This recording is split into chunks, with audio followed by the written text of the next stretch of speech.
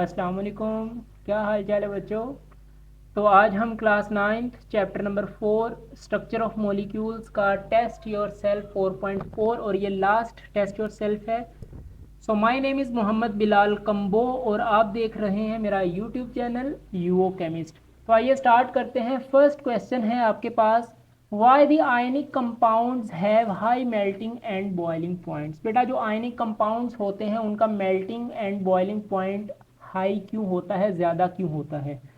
So ionic compounds have high melting and boiling point. This is due to strong electrostatic force of attraction between the oppositely charged ions in ionic compound. अब हम जानते हैं बेटा कि जो ionic compounds हैं वो oppositely charge ion से मिलकर बनता है। ओके, ऑपोजिटली चार्ज आयन मतलब पॉजिटिव और नेगेटिव। मतलब NaCl की आप एग्जांपल देख लें तो Na के ऊपर पॉजिटिव चार्ज होता है, Cl के ऊपर नेगेटिव चार्ज होता है। इनके दरमियान जो बॉन्ड होता है वो आयनिक बॉन्ड होता है और ये कंपाउंड क्या कहलाएगा, आयनिक कंपाउंड कहलाएगा। ओके, सो आयनिक कंपाउंड के अंदर strong electrostatic force of attraction होती है। Thus, very high amount of energy is required to separate oppositely charged ions from one another against the force of attraction. तो बेटा इन oppositely charge ions को अलग करने के लिए, सेपरेट करने के लिए बहुत ज़्यादा अमाउंट ऑफ एनर्जी चाहिए होती है। ओके, मतलब पॉजिटिव नेगेटिव के दरमियान बहुत ज़्यादा स्ट्रॉन्ग अट्रैक्शन है तो उनको अलग करने के लिए बहुत high amount of energy required होती है। Okay, as a result ionic compounds have high melting and boiling point.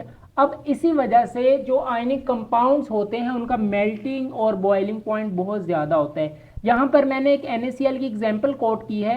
NaCl has melting point 801 degree centigrade and boiling point 1413 degree centigrade. Okay, तो NaCl का जो मेल्टिंग पॉइंट है वो 801 degree centigrade होता है और इसका बॉइलिंग पॉइंट 1413 डिग्री सेंटीग्रेड होता है। ओके, तो strong force of attraction between oppositely charge ions की वजह से जो आयनिक कंपाउंड्स हैं उनके दरमियान उनका हाई मेल्टिंग और बॉइलिंग पॉइंट होता है। ओके, याद रहेगा, वेरी गुड। तो चीज़ों को रटा ना करें, जहन में रखा करें। अगर कोई आपसे ओरल भी पूछ ले तो आपको बताना आना चाहिए कि भाई इस रीज़न की वजह से आयनिक कंपाउंड्स में high melting and boiling point होता है। ओके, तो किताबी कीड़े लाजमी बने लेकिन कॉन्सेप्ट्स भी अपने जहन में रखा करें। सेकेंड क्वेश्चन है, what do you mean by malleability. Malleability क्या है? ये बेटा मेटल की प्रॉपर्टी है। The ability of metal by virtue of which it can be converted into thin sheets without breaking। बेटा अगर हम मेटल्स को हैमर्ड करके फोर्सफुली अगर हम उनकी थिन शीट्स बनाते हैं, मेटल्स को शीट्स में कन्वर्ट करते हैं, लेकिन कंडीशन क्या है कि वो ब्रेक नहीं होना चाहिए, टूटना नहीं चाहिए मेटल। ठीक है, तो मेटल्स को शीट में कन्वर्ट करने की जो प्रॉपर्टी है उसको हम बोलते हैं मेलेबिलिटी। ओके, अब metals such as gold, silver, copper, aluminium and tin are malleable. Okay, ये थिन नहीं है, टिन है आपके पास, ये आपका एक मेटल है। और एमसीक्यूज के लिए याद रखेंगे gold is the most malleable metal. Okay, सब मेटल्स में सबसे ज्यादा मेलेबल जो प्रॉपर्टी शो करता है वो आपके पास गोल्ड होता है, सोना होता है। ओके, नेक्स्ट क्वेश्चन नंबर 3 है, why are ionic compounds are soluble in water. बेटा जो आयनिक कंपाउंड्स हैं ये वाटर के अंदर सोलुबल क्यों होते हैं। याद रखें केमिस्ट्री में सोलुबिलिटी का प्रिंसिपल क्या है। According to principle of solubility, like dissolve like. Okay, हम इस प्रिंसिपल को बहुत इन डिटेल से चैप्टर नंबर 6 आपका सोल्यूशन वाला आने वाला है, नेक्स्ट आपका चैप्टर नंबर 5, उससे नेक्स्ट सोल्यूशन चैप्टर में हम सोलुबिलिटी को बहुत इन डिटेल से डिस्कस करेंगे, वहां पर ये पॉइंट्स भी आएगा। ओके, तो अगर सोलुबिलिटी की हम प्रिंसिपल की बात करें वो है लाइक डिजोल्व लाइक। अब इसका मतलब क्या है, similar solvent dissolve similar solute. बेटा एक जैसे सोलवेंट एक जैसे सोल्यूट्स में ही हल होते हैं। ओके, जैसे फॉर एग्जांपल मैं आपको एग्जांपल दूं, आपकी दोस्ती होती है ना, तो जो जिस बच्चे की नेचर आपकी नेचर से मैच करे वो आपका फ्रेंड बनता है। ओके, जो अगर आप शेयरिंग करना चाहते हैं तो आपका दोस्त भी शेयरिंग करना ही चाहता होगा। ठीक है, मतलब अगर आपकी नेचर सेम है तो आपकी बॉन्डिंग अच्छी होगी। ठीक है, लेकिन अगर आपकी बॉन्डिंग ऐसे बंदे के साथ करवा दी जाए जिसकी मतलब ना वो शेयरिंग करना चाहता है लेकिन आप शेयरिंग करना चाहते हैं, तो आपकी दोस्ती कामयाब नहीं होगी। आप कहेंगे यार मेरी नेचर और है उसकी नेचर और है। तो आपके दरमियान भी जो फ्रेंडशिप होती हैं वो आपकी नेचर का बंदा ही होता है, उसी के साथ आपकी फ्रेंडशिप सूट करती है। ओके, यहां पर भी ऐसा ही है। ठीक है, एक जैसे सॉल्वेंट्स एक जैसे सोल्यूट्स के अंदर ही हल होते हैं। For example polar compounds are soluble in polar solvents. Okay बेटा, जो पोलर कंपाउंड्स होंगे वो पोलर सॉल्वेंट्स में ही हल होंगे। Okay, while non polar compounds are soluble in non polar solvents. तो आप ये कह सकते हैं कि पोलर मॉलिक्यूल्स में हल होंगे और नॉन पोलर मॉलिक्यूल्स में ही हल होंगे। ओके, तो दे आर सोलुबल इन। अब आयनिक कंपाउंड जो है ना आपके पास, ये आयनिक कंपाउंड ये आपके पास बेटा पोलर होते हैं। जैसे NaCl है तो उसके पोल्स है कि नहीं, Na के ऊपर पॉजिटिव चार्ज, Cl के ऊपर नेगेटिव चार्ज, तो वो एक पोलर कंपाउंड है। ओके, अब अगर आयनिक कंपाउंड पोलर है तो बेटा ये पोलर सॉल्वेंट्स में ही हल होगा। Okay, so they are soluble in polar solvents like water. अब वाटर भी आपका क्या है, पोलर है। H2O ऑक्सीजन पर पार्शियल नेगेटिव चार्ज, हाइड्रोजन के ऊपर पार्शियल पॉजिटिव चार्ज आता है, तो वाटर भी पोलर मॉलिक्यूल है, आयनिक कंपाउंड भी पोलर मॉलिक्यूल है। तो इस प्रिंसिपल के तहत लाइक डिजोल्व लाइक मतलब कि पोलर कंपाउंड पोलर सॉल्वेंट्स में ही हल होते हैं। ओके, तो इसी वजह से जो आयनिक कंपाउंड्स हैं ये खुद पोलर हैं, तो ये वाटर जो कि पोलर मॉलिक्यूल है इसी के अंदर हल होगा। Okay, so ionic compounds are soluble in water. अब जो वाटर है ना बेटा, इसका डाइलेक्ट्रिक कांस्टेंट जो है वो हाई होता है। ओके, अब डाइलेक्ट्रिक कांस्टेंट का मतलब क्या होता है, डाइलेक्ट्रिक कांस्टेंट यहां पर मैंने डेफिनेशन लिखी है बेटा, the extent to which force of attraction between two oppositely charge ions is decrease. किस हद तक आप ऑपोजिटली चार्ज आयन जो हैं उनके दरमियान फोर्स ऑफ अट्रैक्शन को डिक्रीज कर सकते हैं, उसको हम कहते हैं डाइलेक्ट्रिक कांस्टेंट। अब वाटर जो है जब इसके अंदर आप सल्यूट को ऐड करते हो ना तो ये बहुत इजीली Na पॉजिटिव और Cl नेगेटिव को अलग अलग कर देता है। ओके, तो इस प्रॉपर्टी को हम बोलते हैं डाइलेक्ट्रिक कांस्टेंट। और तो वाटर का डाइलेक्ट्रिक कांस्टेंट बहुत ज्यादा होता है। ओके, तो ये भी आपने याद रखना है। आपका आंसर मैं अगर यहाँ पर आप कर देते ना, यहाँ इतना ही आंसर आपके लिए काफी था, यहाँ तक जिसको मैं मार्क कर रहा हूँ। ओके, ये मैंने आगे थोड़ा सा आपको अंडरस्टैंड करवाना चाहा है कि ये वाटर क्यों आपके पास एक अच्छा सॉल्वेंट माना जाता है, क्योंकि वाटर का ना डाइलेक्ट्रिक कांस्टेंट बहुत ज्यादा होता है। ये जो ऑपोजिटली चार्ज आयंस हैं उनको अलग बहुत आसानी से कर देते हैं। ओके, तो डाइलेक्ट्रिक कांस्टेंट की डेफिनेशन आपको आनी चाहिए, the extent to which the force of attraction between two oppositely charge ion is decrease. किसकी वजह से, ड्यू टू सॉल्वेंट, और यहाँ पर वाटर आपका सॉल्वेंट है। ओके, तो ये आपके पास डाइलेक्ट्रिक प्रॉपर्टी जो है कांस्टेंट प्रॉपर्टी वाटर की बहुत ज्यादा हाई होती है। ओके, तो होप सो आपको ये केमिस्ट्री का प्रिंसिपल समझ आया होगा। लाइक डिसॉल्व लाइक मतलब एक जैसे कंपाउंड्स एक जैसे सॉल्वेंट्स में ही हल होते हैं। ओके, नेक्स्ट क्वेश्चन नंबर 4 है, what type of bond exist in ionic compound. बेटा आयनिक कंपाउंड में किस तरह का बॉन्ड एग्जिस्ट करता है। डेफिनेटली आयनिक कंपाउंड है तो इसमें आयनिक बॉन्ड ही एग्जिस्ट करता होगा। Okay, so ionic compound, in ionic compounds oppositely charge ions are held together by ionic bond, इनमें आयनिक बॉन्ड प्रेजेंट होता है। नेक्स्ट क्वेश्चन नंबर 5 है, why the covalent compound of bigger size molecule have high melting point. बेटा जो bigger size molecule होते हैं covalent compound, उनका melting point ज्यादा क्यों होता है। आपको याद होगा जब हमने कोवेलेंट कंपाउंड पढ़ा था वहां पर मैंने ना आपको एक एग्जांपल दी थी डायमंड की। ओके, अगर आपने कोवेलेंट कंपाउंड मुझसे पढ़ रखा है ना तो आपको वो वहां पर मैंने डायमंड की एग्जांपल दी थी। ओके, ये तकरीबन क्वेश्चन वहीं से मिलता जुलता है। ओके, आप उसका लिंक मैंने आपको डिस्क्रिप्शन में दिया है, आप वो कोवेलेंट कंपाउंड लेक्चर देख सकते हैं, वहां पर मैंने इन डिटेल समझाया है। अगर आपको वो लेक्चर समझ आ गया तो आपको ये क्वेश्चन बहुत आसानी से समझ आ जाएगा। ओके, बहरहाल मैं यहीं पर भी इसको एक्सप्लेन कर देता हूँ।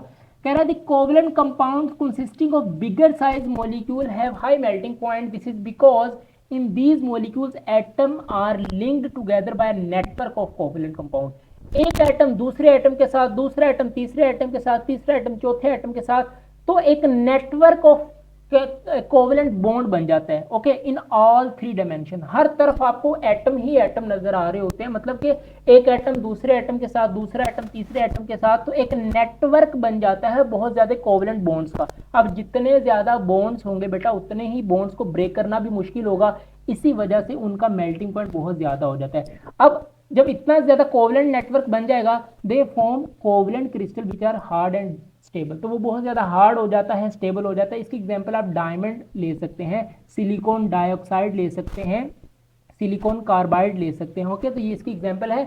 मैंने उस वीडियो में कोवलेंट कंपाउंड वाले लेक्चर में डायमंड को एक्सप्लेन किया था, वो देख सकते हैं कि डायमंड का स्ट्रक्चर कैसे होता है, उसका लिंक आपको डिस्क्रिप्शन में मिल जाएगा। नेक्स्ट क्वेश्चन नंबर 6 है हाउ। हाउ के मैंने यहाँ पर स्पेलिंग गलत लिख दी है, now it's right. Okay, how much there is electronegativity difference between the following pair of elements. इनमें आपने जितने भी ये मैंने A B C D 4 parts हैं आपके पास, इनमें आपने इलेक्ट्रोनेगेटिविटी डिफरेंस बताना है and predict the nature of bond between them, और किस नेचर का बॉन्ड है ये भी आपने बताना है। तो एमसीक्यूज के लिए भी आपने हर चीज याद रखनी है, एलिमेंट्स की इलेक्ट्रोनेगेटिविटीज आपको आनी चाहिए, इनका डिफरेंस कैसे फाइंड करना है वो आपको आना चाहिए, किस नेचर का बॉन्ड इनमें प्रेजेंट है ये भी आपको पता होना चाहिए। ओके, फर्स्ट आपके पास हाइड्रोजन एंड क्लोरीन है, तो बेटा इलेक्ट्रोनेगेटिविटी ऑफ हाइड्रोजन होती है 2.2 और इलेक्ट्रोनेगेटिविटी ऑफ क्लोरीन होती है 3.2। अब अगर इनमें इलेक्ट्रोनेगेटिविटी डिफरेंस देखा जाए तो 3.2 माइनस 2.2 करें तो 1.0 is the electronegativity difference between hydrogen and chlorine. अब इनके दरमियान अगर हम बॉन्ड देखें तो HCl के दरमियान बेटा कौन सा बॉन्ड होता है, polar covalent bond. Okay, the bond between hydrogen and chlorine will be polar covalent bond. Okay, B part आपका है हाइड्रोजन एंड सोडियम। अब इलेक्ट्रोनेगेटिविटी ऑफ सोडियम होती है बेटा 0.9, आप याद रखेंगे। Electronegativity of hydrogen is 2.2। अब देखिए फॉर एग्जांपल एमसीक्यूज में आपसे, अब देखिए ये टेस्ट योरसेल्फ का क्वेश्चन है ना, अब जब तक आपको इलेक्ट्रोनेगेटिविटी ही नहीं पता होगी सोडियम की तो आप ये क्वेश्चन नहीं सॉल्व कर सकते। ओके, अब फॉर एग्जांपल अगर वो आपसे एमसीक्यूज में पूछ ले कि what is the electronegativity of sodium और ऑप्शंस दे दे आपको जिसमें 0.9 भी हो, आप कहेंगे लो जी ये तो एमसीक्यूज ही आपके पास आउट ऑफ सिलेबस आ गया जी, हमारे पास साथ जुल्म हो गया जी। ऐसा नहीं होता प्यारे बच्चों, ये क्वेश्चन ये इसी को वो एमसीक्यूज बनाकर दे दे तो आप तो कहेंगे लो जी हमारे साथ तो ज्यादती हो गई है। कोई ज्यादती नहीं हुई, आपके कंटेंट का ही ये एमसीक्यूज बन सकता है, आपके सिलेबस का पार्ट है, इसको भी आपने करना है। ओके, तो हर चीज आप कवर करके चले, अपना माइंडसेट बनाएं कि कहाँ एमसीक्यूज आ सकता है, कहाँ से शॉर्ट क्वेश्चन पूछा जा सकता है, कौन सा लॉन्ग क्वेश्चन बनेगा, देन आपके 100% मार्क्स सिक्योर होंगे। ओके, सो इलेक्ट्रोनेगेटिविटी सोडियम बेटा 0.9, electronegativity of hydrogen 2.2। In difference देखें तो 2.2 माइनस 0.9 करें तो 0.9 का डिफरेंस है। ओके, अब the bond between sodium and hydrogen will be ionic bond. बेटा सोडियम हाइड्राइड इसको बोला जाता है, this is because Na is metal and hydrogen is non metal. अब आपको याद है जब हमने आयनिक बॉन्ड पढ़ा था तो मैंने आपको एक डेफिनेशन करवाई थी आयनिक बॉन्ड की, कि ionic bond is form between metals and non metals, याद है।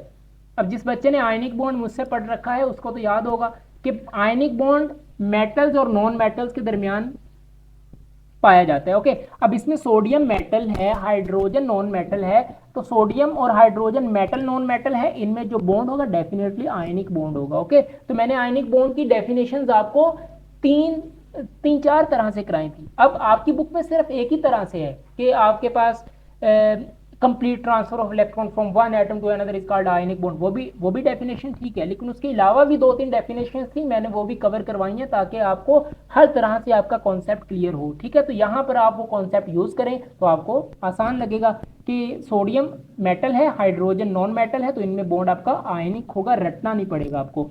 नेक्स्ट सी पार्ट आपका सोडियम एंड आयोडीन है, तो electronegativity of sodium is 0.9, electronegativity of iodine is 2.5। इनमें अगर डिफरेंस देखा जाए तो 1.6 इसमें आपके पास डिफरेंस पाया जाता है। ओके, अब इनमें भी बेटा आपके पास जो बॉन्ड है वो आयनिक बॉन्ड है। ठीक है, इसको हम बोलते हैं सोडियम आयोडाइड। अब इसमें भी वही कॉन्सेप्ट कि सोडियम आपका मेटल है और आयोडीन आपका नॉन मेटल है, और मेटल नॉन मेटल के दरमियान जो बॉन्ड होता है वो आपका आयनिक बॉन्ड होता है। ओके, और ये कॉन्सेप्ट आप NaCl में भी लगा सकते हैं, Na आपका मेटल, Cl आपका non metal. Okay, so the bond between metals and non metals is ionic in nature. Clear है। नेक्स्ट आपके पास है KCl, पोटाशियम और क्लोरीन के दरमियान। तो बेटा इलेक्ट्रोनेगेटिविटी ऑफ पोटाशियम होती है 0.8, इलेक्ट्रोनेगेटिविटी ऑफ आयोडीन होती है 3.2। तो यहाँ पर एक करेक्शन करेंगे, यहाँ पर आयोडीन नहीं है, यहाँ पर क्लोरीन है। ठीक है, क्वेश्चन में ये देखें आप। ओके, तो यहाँ पर आयोडीन था वो आप Cl कर लें उसको। तो तो इलेक्ट्रोनेगेटिविटी ऑफ Cl 3.2। अब इनमें इलेक्ट्रोनेगेटिविटी का डिफरेंस देखा जाए तो 3.2 minus 0.8 that is equal to 2.4। Okay, अब इनमें भी बेटा आयनिक बॉन्ड होता है KCl के दरमियान। ओके, यहाँ पर इसको आप ठीक करें, यहाँ पर वही है इसके दरमियान K और ये आपके पास Cl है। yes, okay, so the bond between K and Cl will be ionic in nature। next आपके पास है compare the electronegativity differences, arrange these compound in increasing ionic strength। बेटा इनमें इलेक्ट्रोनेगेटिविटी डिफरेंस आपने फाइंड करना है और इनका ऑर्डर आपने बताना है।